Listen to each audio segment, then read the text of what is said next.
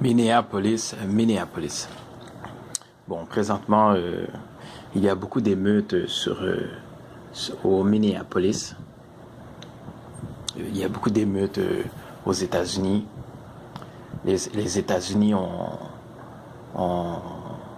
toujours eu de gros problèmes économiques. Ils ont toujours eu de gros problèmes raciaux. Et pourtant, c'est un pays très croyant. Les gens sont très fervents là-bas. Mais ils ont l'air maudits. Donc, je vais essayer d'expliquer un peu pourquoi est-ce que les États-Unis sont aussi maudits. L'explication est bien simple, c'est que les États-Unis, au fond, pas la population américaine, mais les élites américaines vénèrent le démon. Donc, pour comprendre comment est-ce qu'un pays aussi croyant peut vénérer le démon, il faut remonter à la fondation des États-Unis. À la fondation des États-Unis,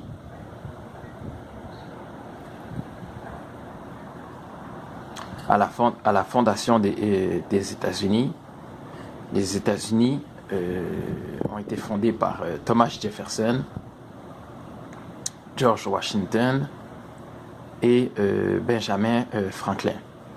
Ces trois personnes sont appelés les pères fondateurs.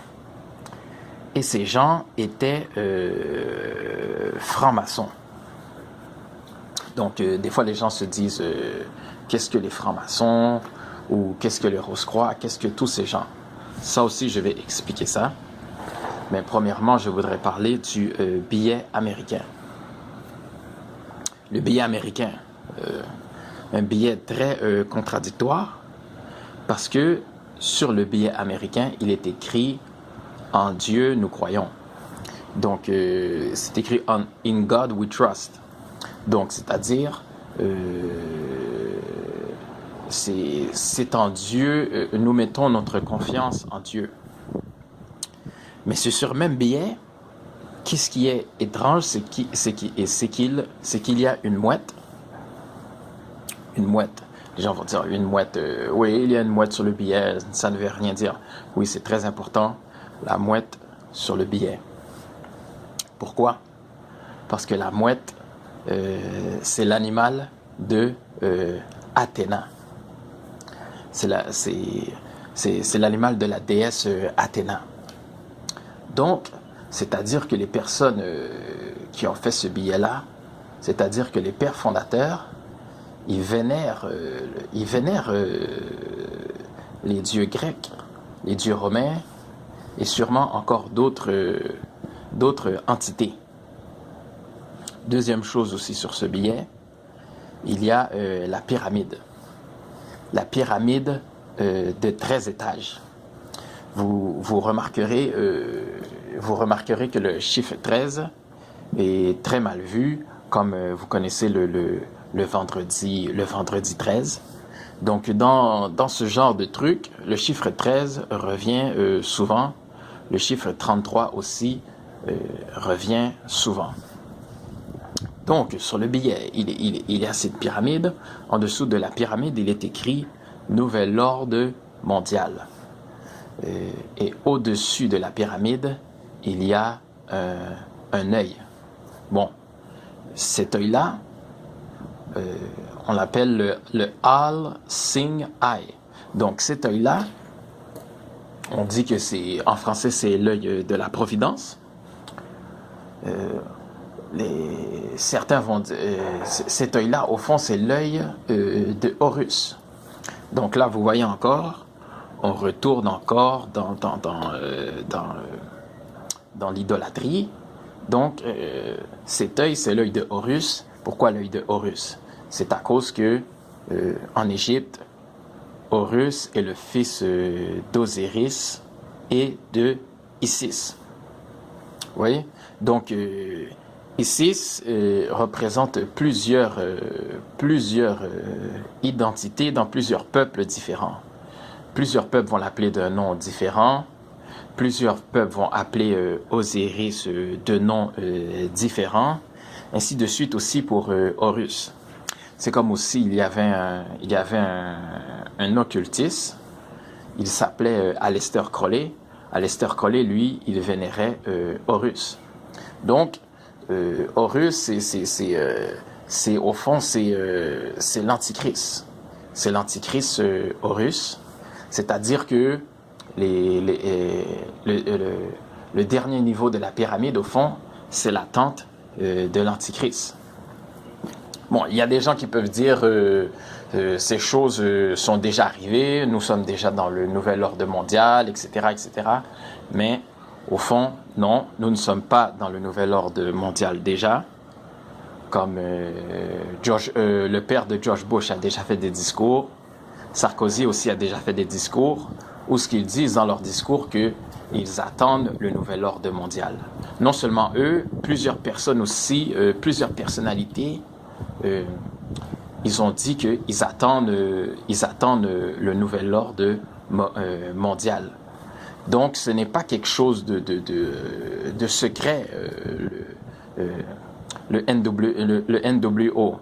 Le NWO n'est pas quelque chose de secret. Au fond, c'est quelque chose de public. Les politiciens en parlent souvent. Les politiciens le répètent souvent. Bon, autre symbole aussi aux États-Unis, il y a aussi l'obélisque. L'obélisque, c'est comme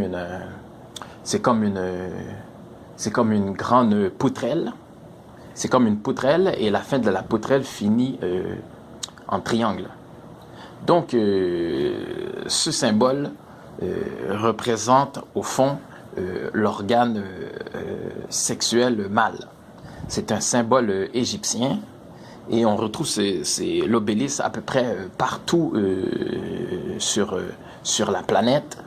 Même, même aux États-Unis, l'architecture de plusieurs monuments est une architecture grecque, une architecture romaine. Et pourtant, ils sont supposés être croyants. Autre point aussi, il y a le Pentagone. Le Pentagone vient du mot pentacle. Donc le pentacle, c'est l'étoile du diable, l'étoile de Baphomet, l'étoile du bouc.